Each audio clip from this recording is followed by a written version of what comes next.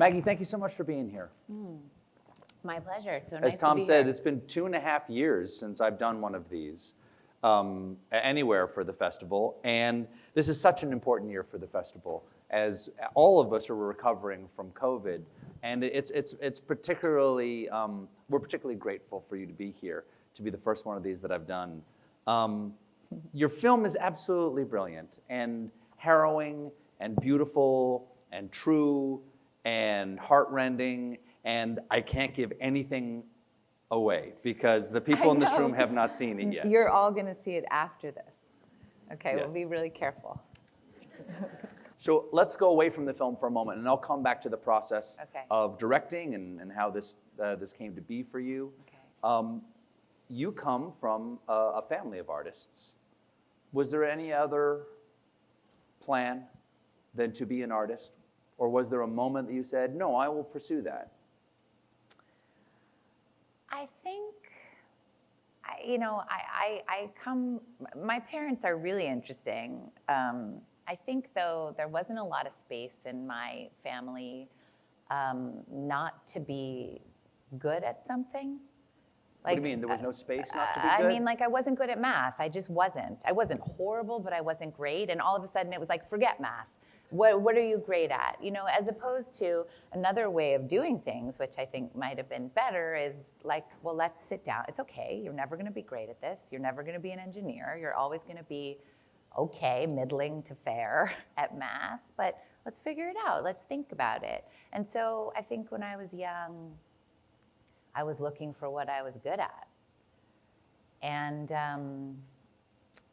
And I think at a certain point, I took an acting class. I used to do little plays that I remember, the new West Side Story is coming out, and I was like, I could do West Side Story by myself right now. We could do that instead. Just drop if you a want. needle anywhere you wanted it. Yes, I watched it so many times. I think I played Anita in 3rd grade, and I was like, and my mom and I went shopping for the purple dress. I really loved the, I don't know what it was, the storytelling, the fantasy, the playfulness, and I took it really seriously, even from the time I was a kid. But then I took this acting class in the Valley in LA, and I remember for the first time going like, oh, yeah, okay, this is it was like deep daydreaming. It was like, I don't know, it was still the same thing I'm doing now. I did there for the first time, and I was like, I'm good at this. And so I'm going to stick with this because that's how it goes in my house. When you say deep, oh, okay. So back to you have to find the thing that's successful for you and focus on that. I think without that being said out loud, that was kind of that was the undertone in my house. Have you discussed this with your talented brother? Because you're both extraordinarily talented, and I'm wondering what's in the water. Yeah, we've talked about this. Same feeling? That you have to find the thing? Well, that there just wasn't space, really, to not be good at something, which is not great. I mean, there are tons of things I'm not good at, many, many things. And Is there something that you're not good at that you'd like to do, but you can't because you can't be not good? Sure. Well, now I hope I've changed that way of thinking for my own family, for myself. I think it's okay to just be okay at something. Certainly anything physical. My husband is an amazing athlete. Amazing athlete. He goes, I want to learn how to cross country ski. And he's like, okay, how do you do it? And then 2 minutes later, he's really good at it. Me, no. But I still cross country ski, I just look really, really silly. Now, I've got a ton of questions for you, as I said to you backstage. As I've been reading them this morning, I thought, I'm not sure if I know the right order of these questions, because each question, I hope, just goes off to another part of conversation that I haven't planned. Okay, well, so how about what you were just asking me? I'll just, in terms of moving from being an actress to being a writer and director, that was a risk. That was something I might have, I didn't know for sure that I could adapt this book, for example. I didn't know for sure that I could direct. And I think I changed the way I was brought up and the thinking that I was raised on, and went, I'm going to try. But the problem is that you're great at it. And this is, you tried something, you were great at it. This isn't something you're not great at. Cross-country Decide to do it skiing, anyway. I'm really not great at. Okay, let's talk about moving as an actor to a director. As an actor, which has been the bulk of your career, if bulk is the right word, what do you want as an actor on the first day on set? Because I've done some acting, but as a little bit of acting that I've done, I'm extraordinarily nervous the first day I'm there because I want to do the best possible job I can, and yet I don't know how to fit into what I know is a complex organization. What do I want on the What first do you day want? as What do you an want a director actor? to do for you the very first day? I want to feel loved. I want to feel seen. I want to feel that the director is curious about me and what I have to offer as a fellow artist in the collaborative process. Someone told me a story. Okay, I'm going to try and tell this without giving anything away. Someone told me a story about a veteran actor who's like 80 years old who showed up on a set that he was on. A friend of mine's another actor. And I know some people in this audience, so you might like know my vibe as an actress. And anyway, so I wasn't on the set, but a friend, my friend's acting in it, 80-year-old veteran, wonderful actor shows up, and the director says, okay, so you're gonna stand here, you're gonna start the scene by opening the window, and you're gonna be sitting at the desk. And this 80-year-old went, this sucks. Because it's not just about a director having a fantasy of what the scene is about and then you following the lines that the directors decided before you got there. If you want to make something really great, you're going to take the artistic minds and spirits and hearts of everyone who's involved and try and create an environment where they feel safe and free and open enough to risk the most possible. So what might that director do in that case instead? Instead, say maybe, should we read through the scene? Let's get it on its feet and see how you feel. Mm-hmm. More than that though, like I'll tell you a story about Dagmara, who's gonna do the Q&A after. It's kind of like, I think as a director, it's almost like being a mother, or father. I think you are kind of going like, what do you need? Okay, one of my children needs this particular thing. Whereas if I did that, if I went at my other child with that same energy, it would completely bounce off her. So what do you need to feel safe? And so Dagmara. Do you get that often from directors? I rarely get that from directors. I was about to say, that does not sound like a common experience.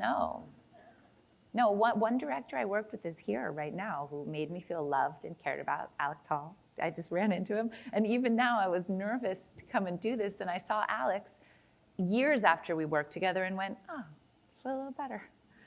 Really, because I was cared about. I was respected. I was seen. And it is rare.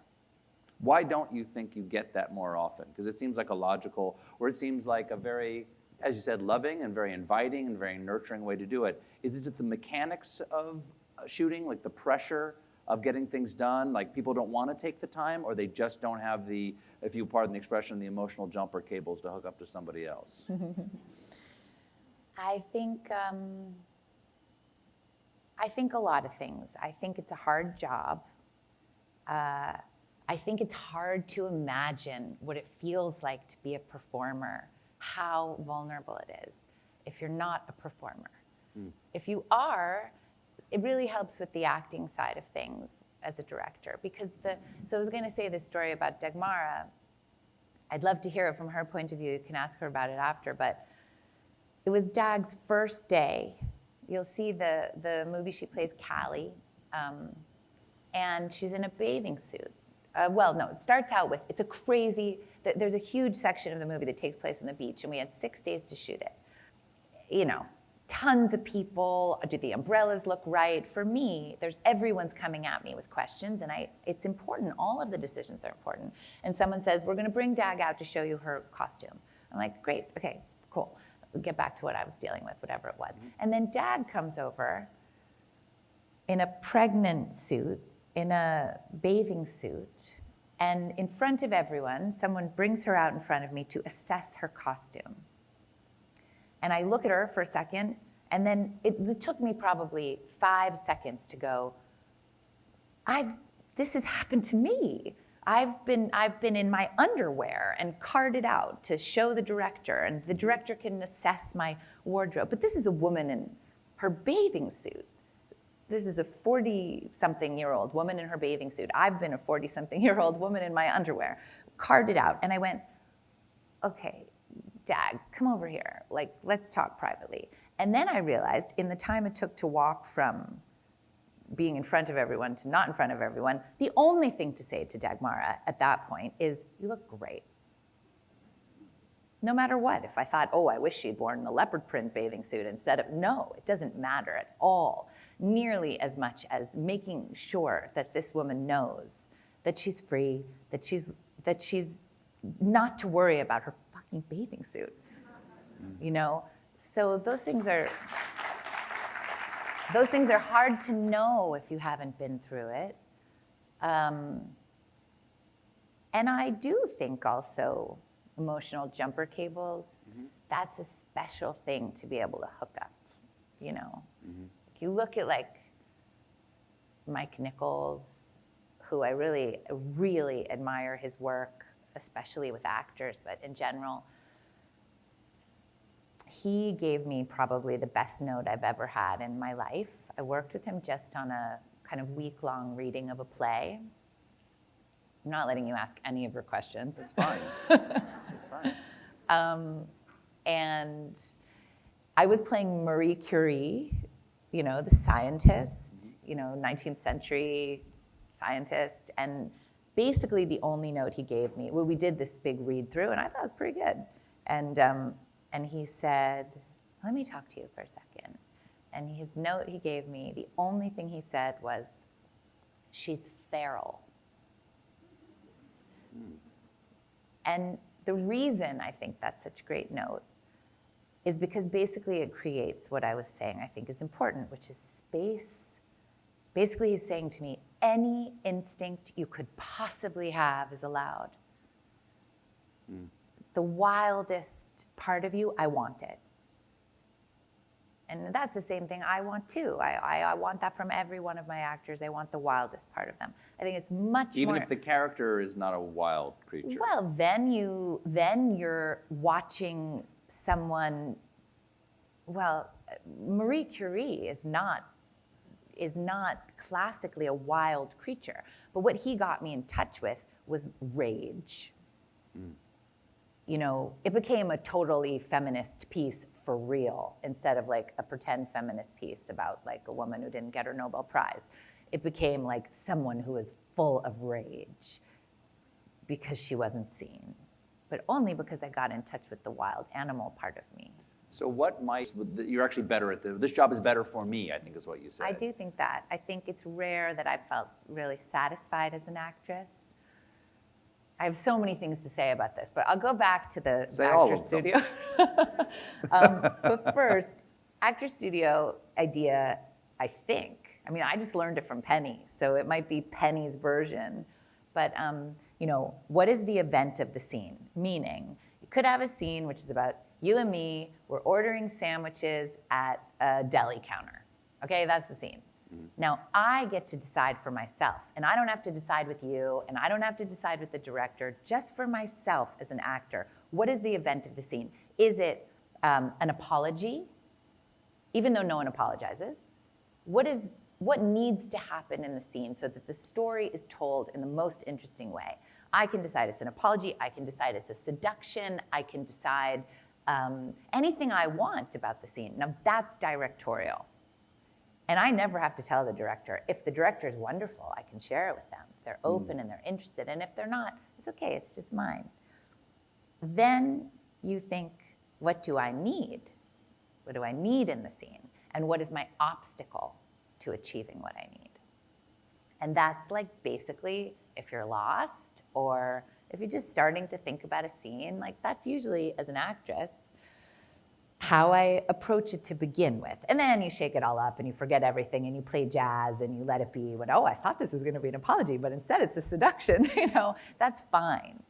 But when you say play jazz, you mean You respond to improvisationally to what you're getting in the scene. Emotionally. Yes. Like, I don't decide this is the steps I need to take to get to the end. I just sort of go, let's try it like this. And usually I also know, for sure, don't do this. This would be conventional, this would be literal, this would be boring to watch and boring to spend the day playing, you know? So most of my actors who I wanted to be in my film, every single one of my actors, without exception, I chose them because they also have a directorial way of working as actors. They have a point of view, they have their own thing they've come in saying, I know I need, that's often a little at odds with the writing, which is great. So then you just have to figure out, well, what does this person need? This person wants to have dinner and to go deep with me and talk about what it is to be a woman in the world, tell me about their boyfriend. This person wants me to pretend that I don't know them and I'm not talking to them at all. This person wants to like maybe snap at me and I have to take it. Once that happened with one actor and I was like, I've done that too. And I know that that little snap that happened, where do I put the suitcases, you know, needs to be instantly forgiven. I can hold that little snap like a mama would and go, let's figure it out. Well, mama is a theme. Yeah, mama is a theme. You haven't seen the movie, theme. but mama so is a theme. when you see the movie, you'll know that mama is very important, and being able to take the snap is very important. So I want to talk. So those are some of the things that being an actor for your career and taking your craft in that regard very seriously informs your ability as a director, or what you want to give the actors in your movie, and what will get from them what you need, which is the most interesting, true performances, I suppose. Yeah. What else is your responsibility now as a director? If I'm not going to prioritize, so let's just say that's the first one we've talked about. So that's one. What would be the second biggest one that originally comes to mind? So you've got, it's not theater, you've got a camera. Yeah. How do you know how to shoot it? I mean, honestly, how do you know where to point it? Right. Well, there's a lot of answers to that question. One is, I was just saying the other day, this is probably not the most obvious place to start, but my husband, who's also an actor who plays Professor Hardy when you see it in the film, he was talking to me about this cinematic idea of crossing the line, you know, because it's a two-dimensional. I'm not going to explain it because I have a very tenuous grasp on it intellectually, actually. But the idea is that, like, if it's a two-dimensional art form and we're trying to make it feel like it's three-dimensional, how do you know, where are you looking and where am I looking so that it looks like we're in a three-dimensional space? And he was talking to me about crossing the line. And I was like, you know, Peter, it isn't like that. We've made so many films as actors that there are times, every once in a while, where someone at this point will say to me, oh, you need to be looking camera left. It's not, it's wrong. I know it's wrong. I know I need to be looking camera right. And I'm always right as an actor. Because, well, no, I'm not always right, like I'm a genius or something, but I can feel it. I've made so many films behind the camera. And I often found when I was prepping, which is really probably where I should have started this conversation, the answer to your question, that I would feel the camera as if I were the actor. Okay, so the camera will be here over her. That's how I would approach it when I was prepping. So my answer to that is I chose a DP, Hélène Louvart, who is an expert, who is extremely experienced, and who really understood my script. I felt with my script like some people, not everybody, some people went, I understand you, like I hear you. And she was one of them, and she's 60-something, I think maybe somewhere around 60. She's got 5 children, and she's shot many, many films. And she said to me, the most important thing is prep. And I didn't know how to prep, because I'd never prepped a film as a director. And so it was during the pandemic. We spent hours and hours and hours, maybe 4 hours a day for many days, a month, you know, going through each scene and thinking about what it was about and how to express that cinematically. So for instance, if you are, say you're shooting a scene around a table and there's 6 people around the table, as an actor, I've been in the scene where they shoot 2 sizes on you, 2 sizes on me, 2 sizes on everyone, then my POV of you, my POV of everyone, then his POV of everyone, and you're like gonna shoot yourself. And the only reason that you would shoot that way is if you didn't know what the scene was about. You don't know what you want going in. Well, you don't know what it's about. You don't know the event, to get back to the acting side of it. If the event is really, what's the purpose of the scene in the movie is these 2 people who barely speak and they're in love with each other, and you don't need to shoot everyone else's POV of what they're talking about. That could be total gibberish in the background. So first we went through and understood really what is the event of each scene. And we kind of imagined how we would shoot it. Then we scouted. Oh, just lost my earring. Then we scouted, and while we were scouting, sort of vaguely shortlisted. Then we went and really seriously shortlisted. And I kept saying, meaning we decided what our shots were gonna be. And I kept saying to Helene, look, I am never going to have my actors come in and say, well, we've decided you stand here and then you open the window and you sit behind the desk, because that sucks.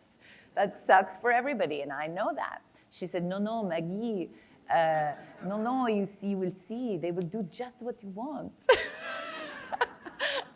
And she said, you will be very surprised. They will go just where you want. I was like, yeah, I don't know, let's see. And so we had this huge folder of everything shortlisted, but also this is about coming to what's the soul of the movie in a way. I never opened it. Not one time, the whole time we were shooting. I thought I'd come home at night and I'd study my shot list. I literally never cracked it. Wow. We just but I mean, is that something like the actress approaching the scene and you have the event in mind and what you need, but then you try to forget it and improvisationally? Yeah, we played jazz for sure. And Helene is an expert and she's brilliant, and she was like, she created for me a situation where I could play jazz, and I wasn't someone who'd never picked up a trumpet before. Mm-hmm. And then also, I mean, you guys will see the movie, and you were kind of asking me about this in terms of tone when we were talking back there, but I did have a few intellectual ideas about things I wanted to play with in the movie that were in the script, and they weren't the most important things to me. The most important things to me did come through playing jazz with my actors, with my DP, with my production designer, and then ultimately with my editor, but there were some ideas. Did you start all of this before COVID hit, or was this all during the pandemic? No, I wrote it really basically, I started writing about 4 years ago from today, around now. Mm-hmm. I wrote for about a year, and then it took a while to put it together, and we were shooting totally during the pandemic. How did the pandemic arriving change what your plans were? Because everybody had to change so many things in their lives, and I can't imagine the amount of planning that has to go into a movie. What did it do to you all? Massively. So I think basically right before the pandemic, I went to Berlin to sell the foreign territories to help legitimize the movie in the market and get a little money for it. I guess we already had our financing. So we had our money right before the pandemic. Not very much, but enough to make the movie. And, or enough to make the movie theoretically. Then we started doing real budgets, and that was a lot of what we were doing when the pandemic started.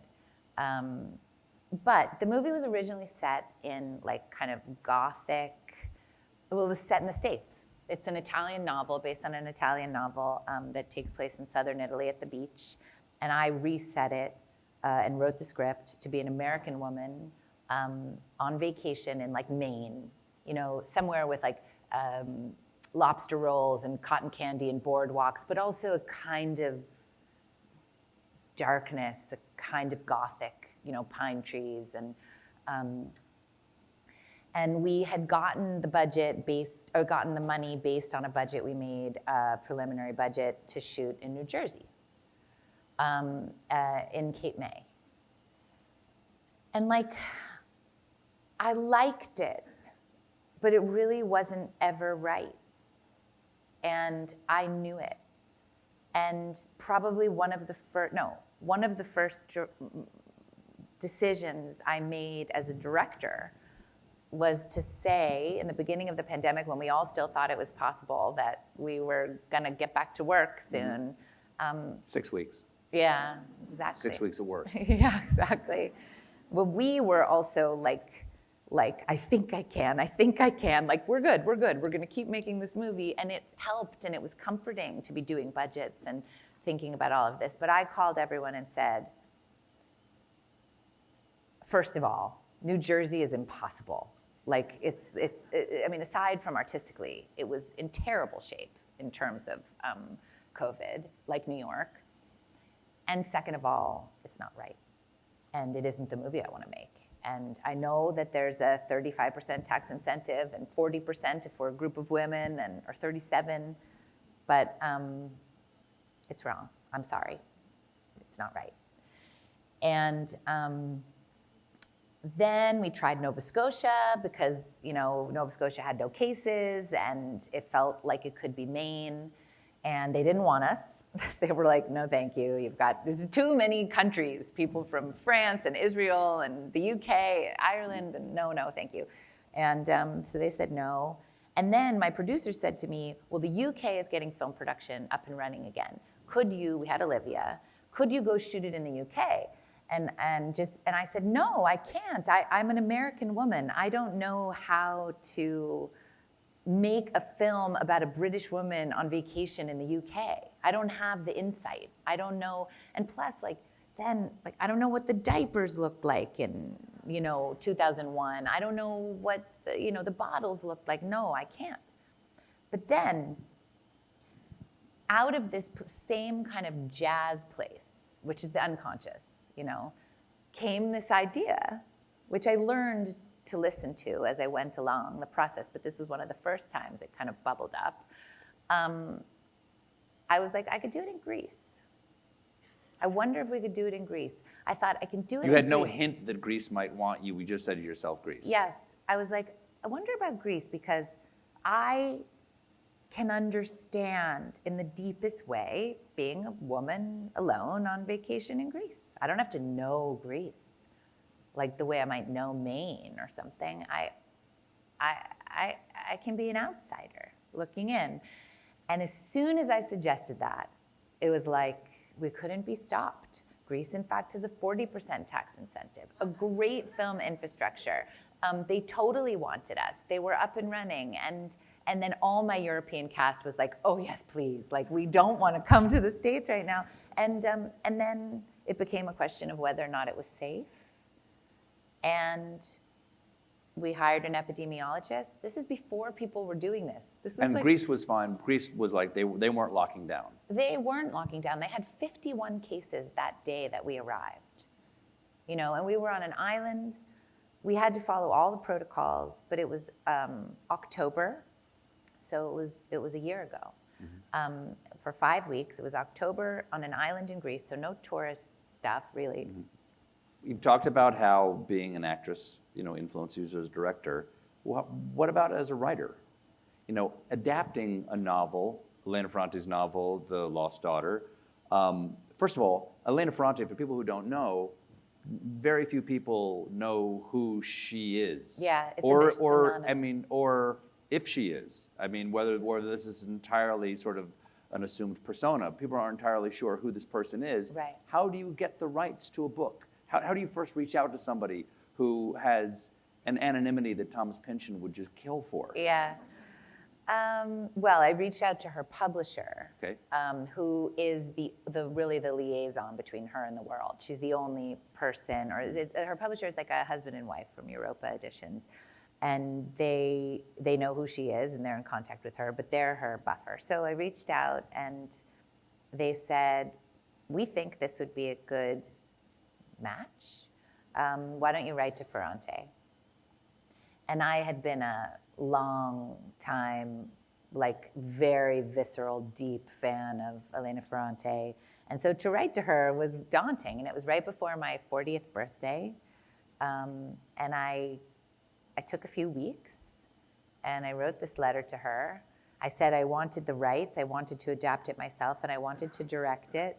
And I told her that I couldn't tell her now exactly what my adaptation would be, but I told her a little bit about why I wanted to do it, which I can tell you if you want. I would love to. Remains still the reason why I did it. Which is that basically when I was reading Ferrante, I don't know how many of you have read her, but and it's not just this book, but I started with the Neapolitan novels, My Brilliant Friend, and I remember when I was reading them, I literally dropped the book at one point. Actually, that was Days of Abandonment, a different novel, because it was so true. The things she was saying, I had never heard said out loud before about being a woman in the world, as a mother, as a lover, as an artist, as a thinker. And some of them were really dark. And I remember at one point even thinking like, this character is so fucked up. And then 8 seconds later going, oh no, I really relate to this. And so, am I so fucked up? Or in fact, is this some kind of common experience? If she's writing it down, someone else must feel this way too. And how comforting that was to me and discombobulating.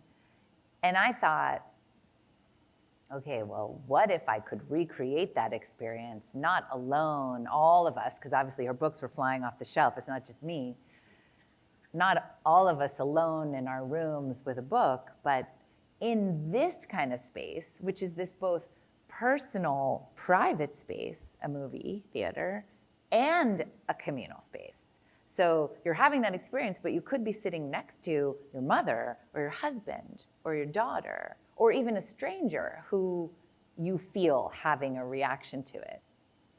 So I thought that would be a really radical thing to try to create. So I told her that, and she said, are you talking to her, no, or is this email. correspondence? Just email through somebody else. Mm-hmm. It's very mysterious, and Do you ever envy that as someone who has a famous face? Do you like the idea that it's only the work for her? Is that appealing to you? There is no public persona that needs to go with that. Yes. Let me say one thing first, then I'll explain why. Okay.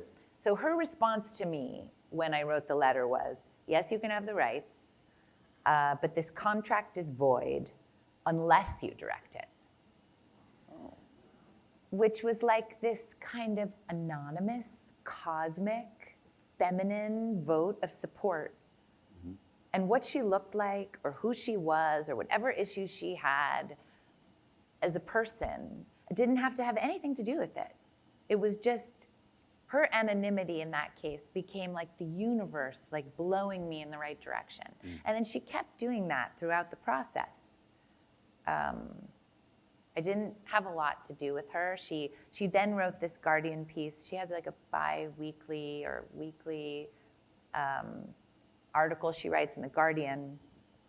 And I didn't know she was gonna write this. I just read it in the Guardian like everybody else. But she said, I'm adapting her book. And she said she knows, it's like this long, really short little thing. She said, as difficult as it is for her to imagine my piece going outside of the parameters that she created, she knows that she has to offer me freedom to do whatever I want with her book, because it's important for women and for women artists that it be good.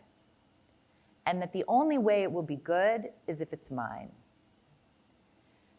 And she says if I were a man adapting her work, she wouldn't feel this way. She would feel that she had to be In fact, I know the man really well who adapted, I met him after this, who adapted My Brilliant Friend. And he was like, oh, he's Italian. I can't do very good Italian. I wish I could. But he's like, oh no, we totally co-wrote this, and he, it's like she was every day, she's calling me, or not calling, she's emailing me.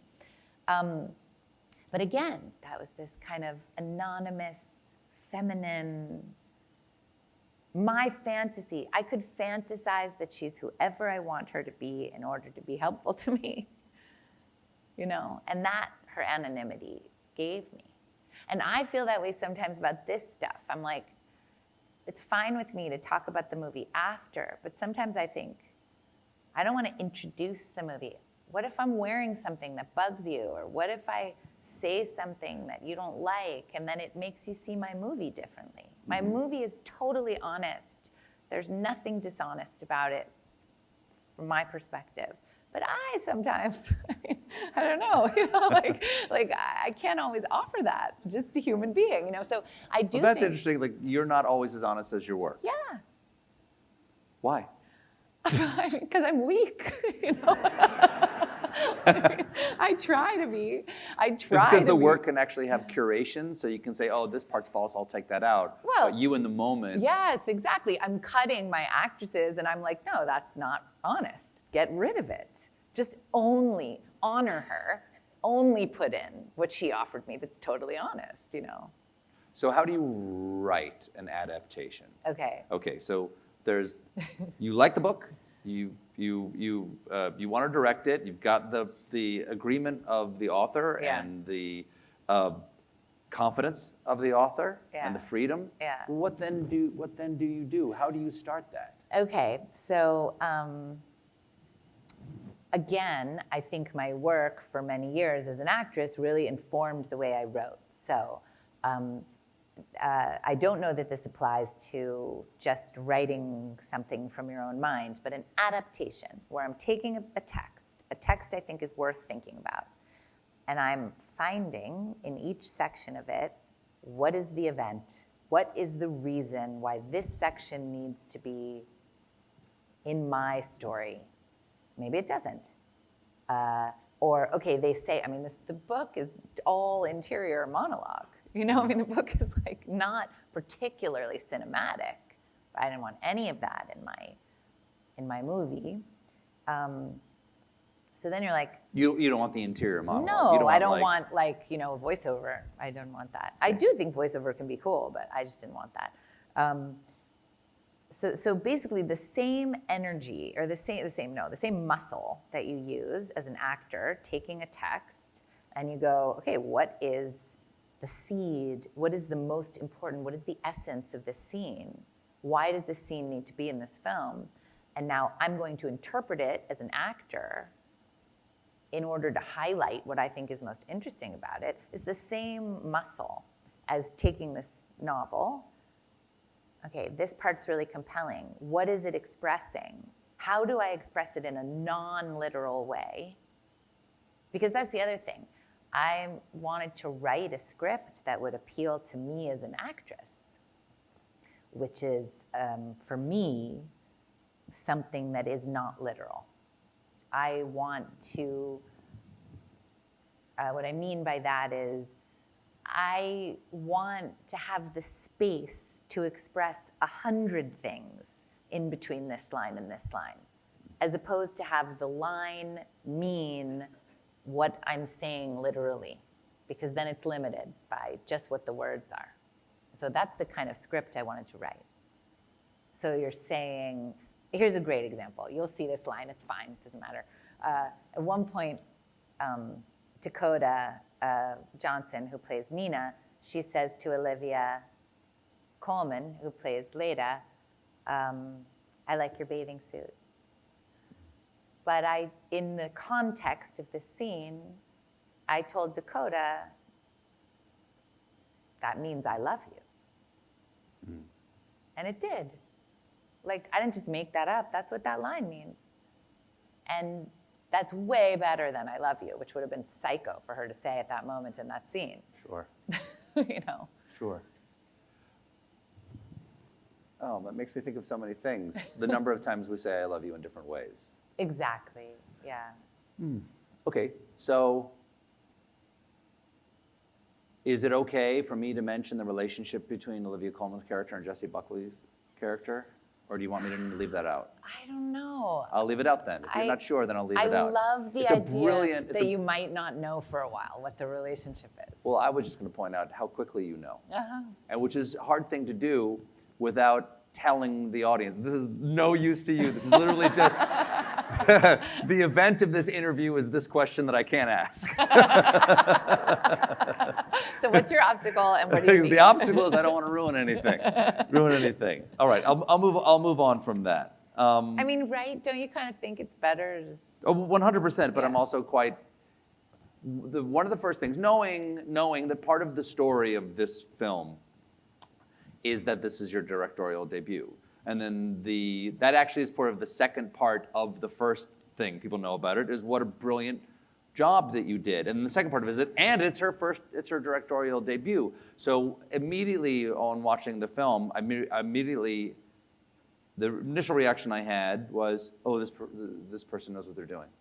This person has an intention here. Mm-hmm. This is not random. These choices are not random. No. You know, while there may be improvisational, you didn't just shoot everyone's POV and try to assemble it later. No.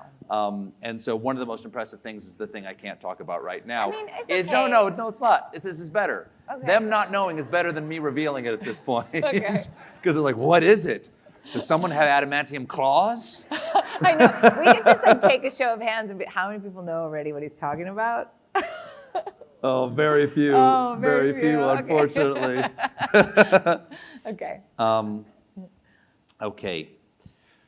For people who haven't seen the film, one of the things did you want to say something? No. I thought you were asking me about it first time, or I don't know. You were No, I wasn't. But you feel free to jump in. Okay, I do. You know. For people who haven't seen the film, it's safe to say the characters are not over-explained to the audience. How much mystery how much of that mystery is intentional, and how much of it is, well, I just didn't need to explain it, and the mystery arises from that? No, I think the films that excite me the most are ones where you have to use your own mind, your own heart, your own brain to figure out, okay, what is the relationship between these two people? I mean, it's so goofy when someone comes up and says, like, now, how long has it been that we've been in this prison? You know, we're like, well, it's been about 20 years if you don't remember. You know what I mean? You're like, goofy. That's the worst example. But I think sometimes about a few filmmakers like Matteo Garrone, who did you ever see the movie Gomorrah? No. Okay, so it's like this movie, it's about, it's in Italian, it's about like Naples, crime stuff. And I had to pee so bad when I was watching the movie, and I could not get up and run to the bathroom because I was afraid I would miss some piece of information that would help me understand what was happening. Now, that can obviously go too far in the other direction. You're like, I don't know what's going on, and so I don't care. But if it recreates kind of your experience of life, where you're like, okay, wait, oh, that might be her mom. Oh, interesting. You know, and it makes you work to make those inferences yourself. Or there's a great example too, and I really like this filmmaker, Lucretia Martel. She has a movie called La Ciénaga, and she tells you nothing. You know, nothing is literal. You have to figure, oh, he's sleeping with her? That couldn't be.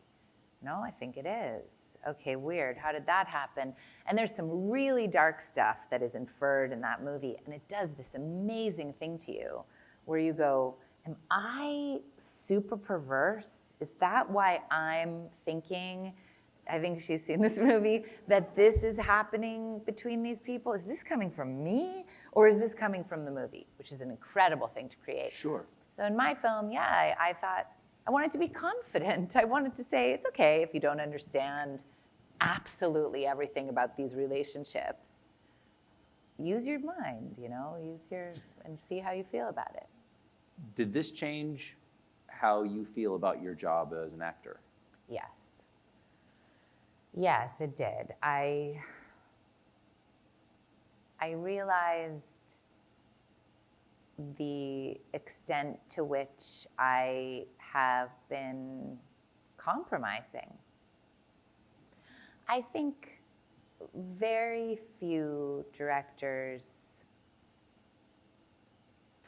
I don't know how to put this. I mean, I guess in some ways I think, first of all, just to be honest, I do think very few directors like actresses with a lot of ideas.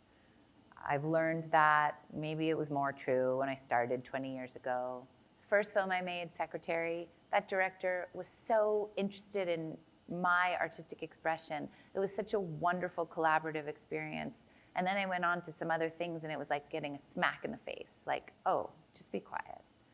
Just be quiet. Just hold these things in. You can still express them, but don't tell anybody because no one cares. And that's not always true, and there are certainly exceptions to that, and the exceptions are like beautifully imprinted on my mind, and they're the places where I've done the best work. But I learned really quickly, okay, these are the 3 things I need. I'm just gonna add, like, I think it was Meryl Streep said something like this, I read maybe, just offer what you need with a spoonful of sugar.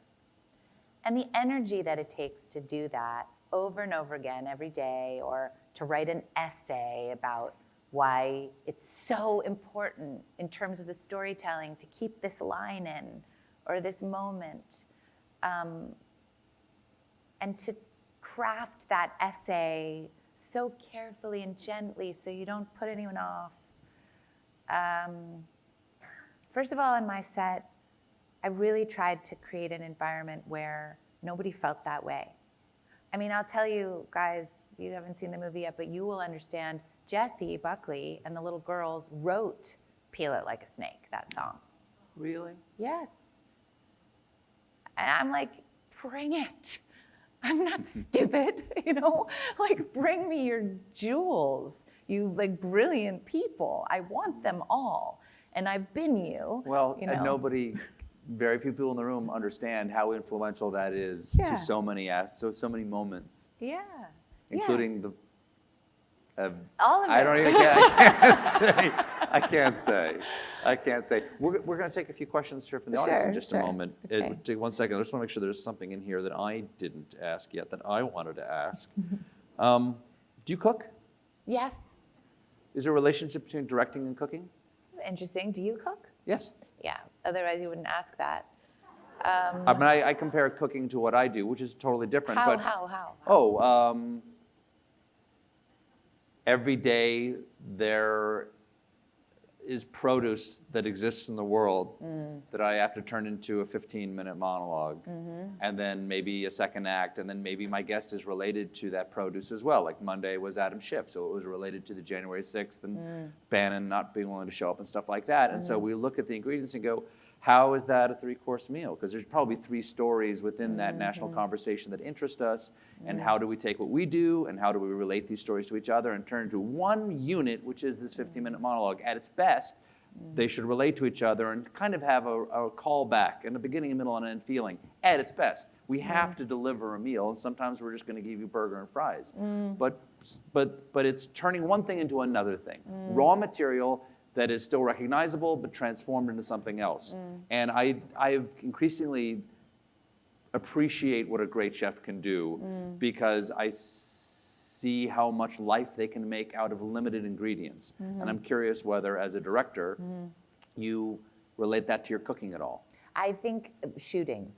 Shooting? Yes, because but you know who you should talk to about this is my brother, who is a really, truly inspired cook.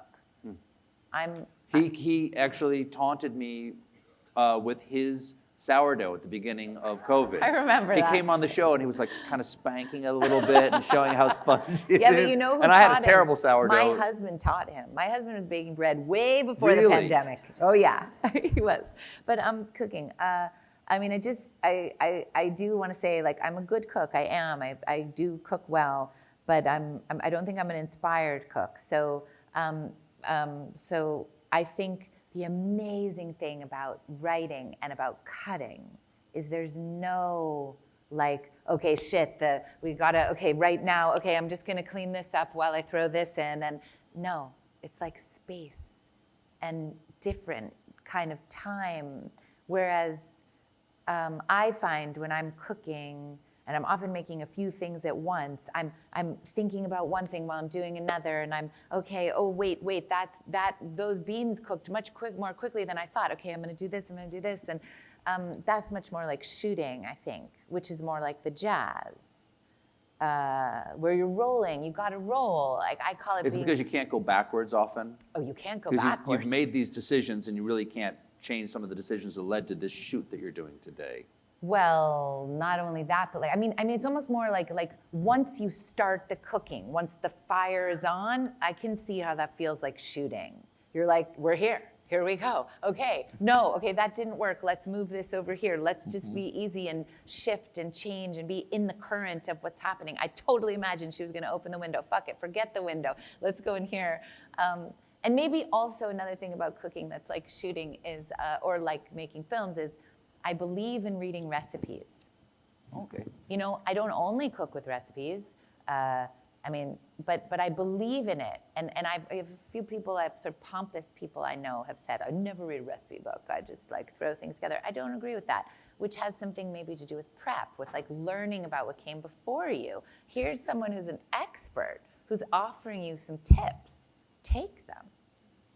Did you audition your husband for the part? Oh my God, you should hear my husband. My husband, whenever he talks like in this kind of setting, oh my God, he's like always on the edge of saying something like deeply inappropriate. He's very naughty in a Q&A. I did not audition him. All right. No, I didn't have to. If you've seen the movie, you'll know what I mean.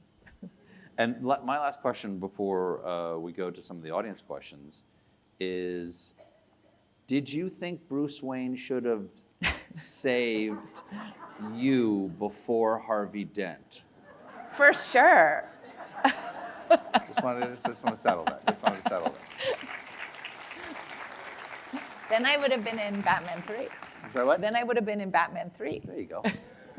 All right, so we have some microphones out in the audience. Let's bring this up. And let's start with you right here. I saw you first. Bring a mic around here, and then if people could also raise their hands going forward so that the next mic was ready to go to the next question if possible. All right. Introduce yourself and we'll hear you through the mic. I mean, through the mask if you want to keep it on. Hi, my name's Mary Lynn Chiavi. This Hello. is great. We as storytellers and content creators and filmmakers, should we be concerned about the ripple effect of our work in the world? Yes, and so grateful for it too, I think. I mean, isn't that really for me, it's one of the main reasons to tell a story, how it ripples and affects and bounces off people. That's not to say I don't think that our work can be uncomfortable and disturbing and painful. I think that's also important in terms of changing people's minds and growing people's minds. You can answer this or not. Do you ever accept unsolicited scripts? Sure. Back here, is anybody over here? Yes, in the back corner, there's someone over there. You could stand up and get closer to the side. That would be great for the microphone wielder. Hi, I'm Brian Smelt III. You've obviously had a long and very diverse career with a lot of collaborators. Your brother's an actor, your husband's an actor. Do you ever find it exhausting to be surrounded by so many artists, or is it comfortable to be with so many like-minded individuals, or like a mix of both? Yeah, artists are really exhausting. No, really, I find, I mean, not just people in film, but like, so a lot of my friends are different kinds of artists, and I find it really invigorating. I actually, at the New York Film Festival, my film showed there, and it had shown at Venice and Telluride, but it hadn't shown to any of my people. And had all my friends and family at the screening, and we went to a party afterwards, and I was like, oh, and you offered this that's in the movie, and you offered me this that's in the movie, and you wrote that line. You might not know that, but you did, and that's in the movie, and you sent me all this music, which inspired me. So I was like looking around all these people and thinking like all of these people influenced my work on this film. That's actually, I had a question, my actual last question I didn't ask you, which is, people talk about work-life balance a lot. If your work is art, is there an art-life balance? An art-life balance. I mean, this is in a lot of ways is the subject of one of the subjects of the film. I mean, yes, there is. There's this interesting thing I think that happens. Maybe this happens to you even in the way you were talking about daily, where you can get into a frame of mind when you're working where everything is grist for the mill. Mm-hmm. And it's a great place to be, but sometimes it means your feet are like a little off the ground. Oh, you just said that. Oh, that's going in here. And oh, it can feel feverish. Yeah. And there's also really times, I feel a little feverish right now in my life. I'm talking about my movie and flying here and going here, and it's, and it's great. And I have certainly been many times, and what you described as my long career, I've had times where my stuff didn't work and no one wanted to talk about it. So I'm so grateful for this, but I also do feel my feet are a little off the ground, and I've got 2 kids. Like I have to make dinner. I have to fill in the permission slips for the trip, and I got to get them back on the ground too. Otherwise, everything gets off kilter. So yes, I do definitely. Don't you? I feel there has to be an art-life balance. Yeah. Or do you? Well, my schedule doesn't allow me to know that balance really that well, because it's such long days and it's so many weeks a year that I think habitually in my job is that you don't have the balance until you stop. Right. Yeah, and some people do it too long. Right. Anybody over here? How about on the left there? And go ahead and just sort of grab people before I come to you, if you don't mind, my microphone friends.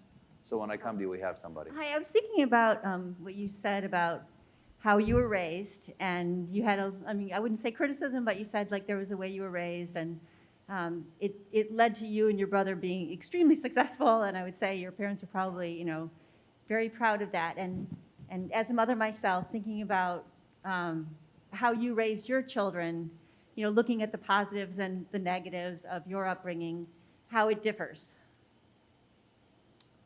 I mean, that's a really long, I think my film that you're about to see is a lot about mothering and the ambivalence, the mistakes, the joy, the intense connection, the suffocation. I mean, all of the things that are naturally a part of parenting, I think, if we're honest. And so I'm able to say to a group of people, look, this is a mistake I think my parents made. That's okay with me, that they made a mistake, that there wasn't space for us not to be good at something. Okay, well, that's something I'm going to make knowing that it's a mistake, understanding that that was a mistake. No, I'm going to make that space for my kids. I'm going to try. And if I don't, if I forget, if I, fall into something habitual, well, I'm going to try to be gentle on myself. And that's what Ferrante offers. Ferrante offers a picture of a mother, a woman who makes mistakes, who's very confused, who's also very intelligent and full of love and life. And, and you're like, I think we've made a kind of agreement, particularly as women, although men have their own things, not to talk about a lot of these mistakes, a lot of these difficulties, a lot of this pain, perversion, anxiety, terror, whatever, desire. And Ferrante broke that agreement. She said, I'm talking about it. And it was so great for us. And I mean, so yeah, like there's no real point in me getting into here the specifics of how I raised my kids or I was raised really, but except to say mistakes and confusion and pain, as well as extreme joy, is all a part of it. And to stand up and say it to a group of people, like we just never really, there's just not a lot of room for that. What's it like to make a mistake as a parent? I wouldn't know. Because everywhere I go, people just applaud, chant my name, and that's why I'm not looking for the art-life balance. Because life is where people make mistakes, and art, everything seems to be working out. Back here? Yes. Hi, my name's Lita. Thank you both for such a great discussion, Stephen and Maggie. And I'm curious because I'm a photographer, and often what I shoot is the space. And the story comes to me sometimes in editing. And so I'm wondering, what was your biggest challenge in your editing process? And was it like what you left in or what you didn't include in context of time and the actual runtime of the film? Is there anything that you can think of, or maybe it was including a certain song or something, or amount of dialogue that you had to shorten? What was the biggest challenge for you in editing? Well, editing we didn't talk about at all, and editing was really like one of my favorite parts of this process. I think owing a lot to my editor, who was an editor I'd admired, Afonso Goncalves, and he's a fancy editor.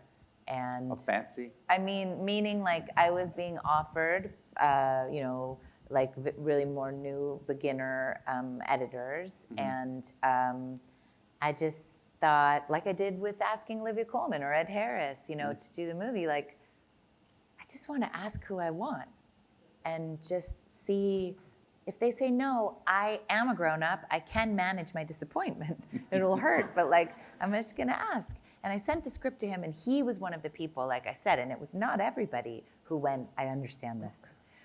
And the money people were like, this is never gonna happen. By the way, he's super expensive. It's never gonna work. And that was my second thing as a director, really, spaced out over like a few weeks from each other, where I went, that is really not the way to look at this. If this brilliant person wants to edit our film, my film, our film, we have to get him. I mean, it really doesn't make sense to be like counting your pennies here. Like, this is valuable in a way that it's invaluable. It's priceless. That kind of expertise and interest and understanding. So we ended up making it work. Also, I was like, I know when I'm offered something I love as an actress, I will work for nothing. You make those not nothing, but you make those bargains when there's something in exchange. So then he and that was one of my favorite collaborations of this whole process. We basically got to the point where we were reading each other's minds. And at first, I saw his assembly. I was holding in my arms like this incredible work from these actors. Not like I'd cut the movie in my head. I hear people say that. I don't really totally know what that means. But I knew basically, okay, this is the way through this scene. This is the storytelling here. I think I know it, and I remember this take, and I know there were a streak of good takes there. Okay, anyway, I've got them. I'm holding them. Then I see his assembly, which is just where he, without me, puts the movie together. And I'm like, and that's how it goes. I go in and I see it like 10 days after we finished shooting. And I was like, that's not the movie. But it's like interesting, okay. And then we just go through and I start laying out like one by one all these little things that I've been holding, that I loved, that everybody offered me. And as I would lay them out, we would ship them and change them, and that wasn't as I remembered actually. Let's go back in and grab this. And we wouldn't move on in our first pass through until it had lifted up, until it had become buoyant and alive. And I mean, I wish I could tell you some details, but you haven't seen the movie yet. But really, there were things I asked him to do, wild things in the beginning, where I said, there's this song, this Sophia Loren song. I want you to cut this sequence to the song. And I sat with him the whole time. He was really like, what? Doesn't make sense at all. I said, no, I want it to be like a Martin Scorsese movie where they like are playing opera while they're shooting everybody, you know? Sure. You know what I'm talking about. Sure, of course, yeah. And he was really not sure. And then after he cut it, he was like, oh, okay, cool. And once we came to trust each other, and same with him, you know, he would offer me these incredible things.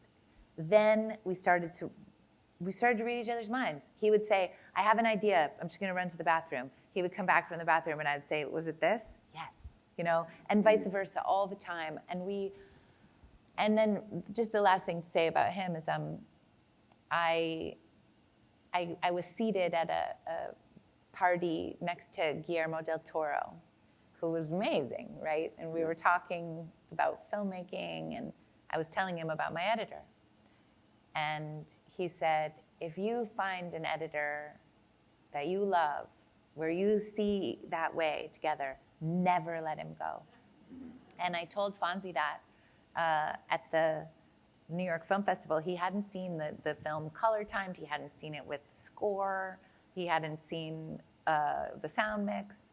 When he saw the movie, I told him Guillermo del Toro said that, and then he texted me afterwards. He said, I will always be your editor.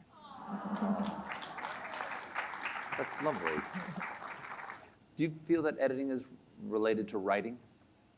Yeah, related, but it's totally its own thing. It's like its own animal. I loved it. Yeah. Hi, Maggie. Hi, Steve. Huge fan, and I'm extremely nervous. I can't wait to see the film, and I'm a huge fan of the movie theater experience. And I understand that this film will be coming to Netflix in December. What I was curious about is, were you passionate about releasing this in theaters, or were you, or like, just releasing it at all is an accomplishment, but were you, like, are you happy that it's going to streaming? Are you a little sad deep down that it's not going to be like a wide release in theaters, or how do you feel about where What is the movies reality are of that? going? I like everything else, I have a lot to say about that. Okay. Netflix, and I don't pretend to, and I would like to understand more, in a more concrete way, the real financial structure that allows this.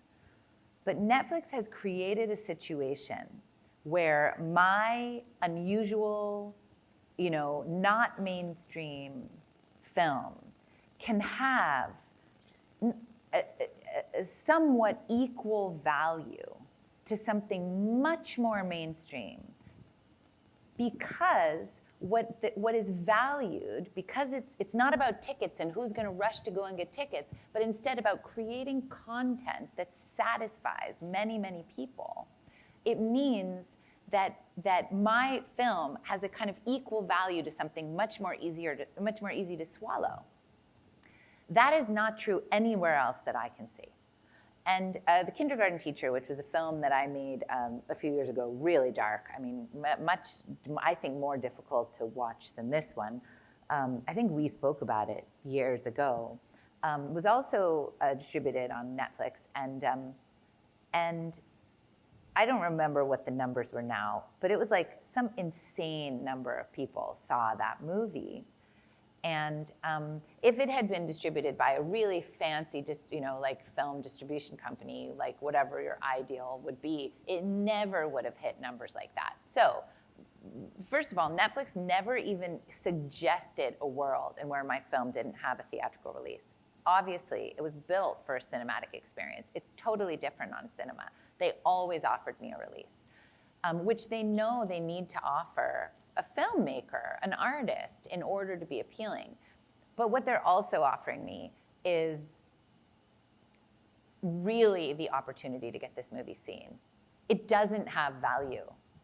It doesn't have value to many, small independent film distribution companies. It just doesn't, because it's never gonna be a film that's going to have a huge opening weekend. So to me, the structure is changing.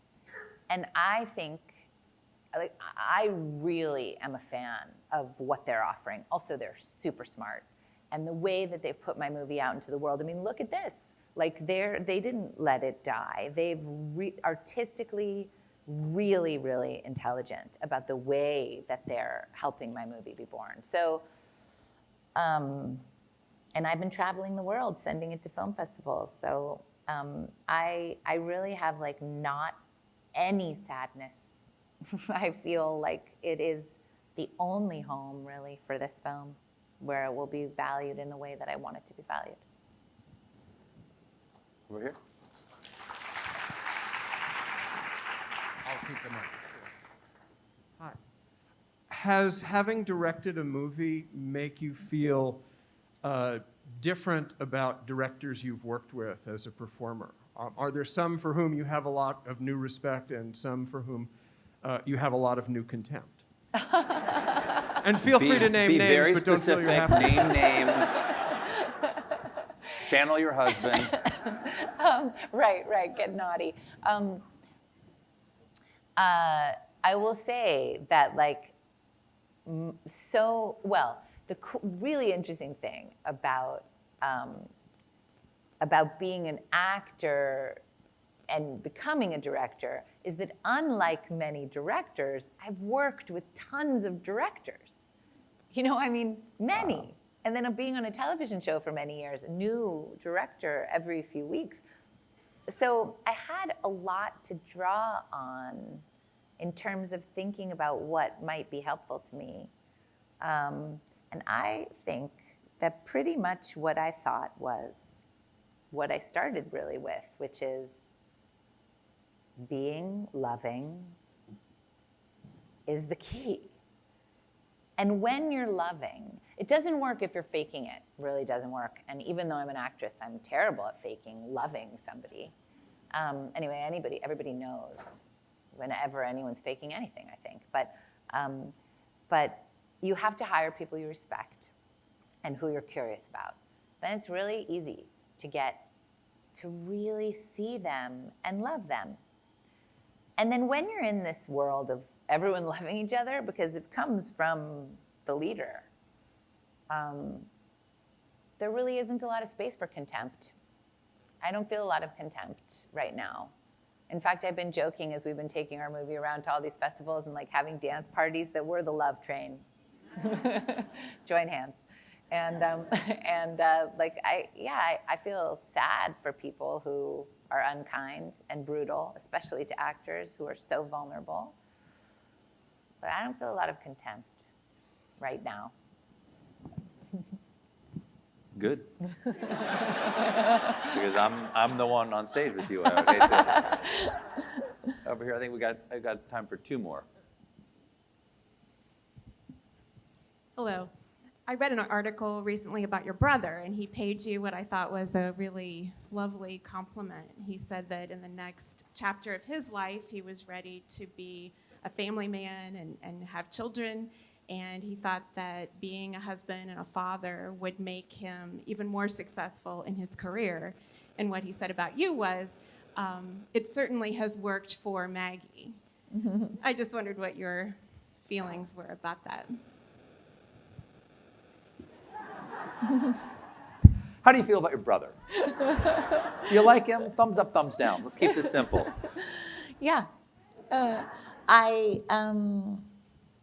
mean, I don't know. I have a 15-year-old and a 9-year-old. I can't imagine my life, even begin to imagine a path without my children. You know, of course, they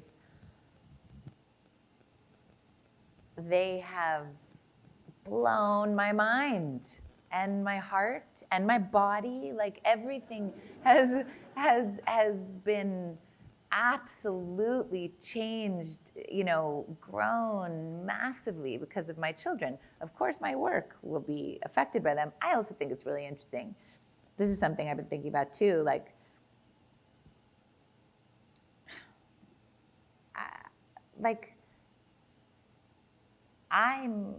I'm an educated person. I'm an artist. I'm a professional person, and yet when I am given the opportunity to be the leader of this project, a director, it's about motherhood.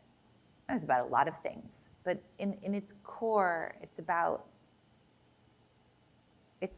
a lot to do with both having a mother and being a mother. And I also think such a huge part of me is being a mother. And I'm really interested in this idea of like, well, when women are given the space, the money, the opportunity to express themselves, well, will some of the expression be about the domestic? I think so, actually. That's been a part of the world that we've inhabited for hundreds of years. And can that be high art? And then I think, well, you look at like Venice, for example, where all of the 3 awards given were to women, one of them about abortion, one of them, this film, really about mothering, and Jane Campion's film, which is actually not about the domestic at all. I just think I think it's an interesting thing to consider. Like for so long it was soldiers or whatever, you're a castaway on an island, or I don't know, spies, or, I mean, I'm kidding, but what I think there was so little space for really important stories about the domestic. And I think that will be a part of some of what's expressed from women. Do you have a favorite movie? No, I mean, this movie was very influenced. You probably wouldn't see it if you, I don't know, I was very influenced by Knights of Cabiria, the Fellini movie, and also Inland Empire, the David Lynch movie, and Lucretia Martel, like I mentioned, but those 2 movies are very different stylistically, but they are about going down to the darkest place and finding a little sprout of life there. You know, that pushing that away just leads to a kind of deadness. And being brave enough to go down into the darkness and look at it, there's always a little life there. Do you have a entertainment guilty pleasure? Oh yeah, I do. Super into Downton Abbey, which I watched start to finish twice because my daughter's 15 and I was like, you're ready. And I'm super into Great British Baking Show too. I haven't watched the new season, but my friends all know how into it me and my kids are. And when I was shooting, actually, you know, my kids were in Greece with me and my husband too. And at night I would come home and instead of cracking my shot list book, I would get in bed with my kids. We would put my computer on my lap. They'd be on either side of me. We would watch Great British Baking Show and I would fall asleep. Last question, yes. Hi, I'm Elizabeth. I'm a big fan of both of you. So I'm going to be graduating from college soon, and I'm wondering if you have any tips for getting into the film industry, because that's like my dream. In what capacity? I want to do anything, producing, directing, editing. I would do anything.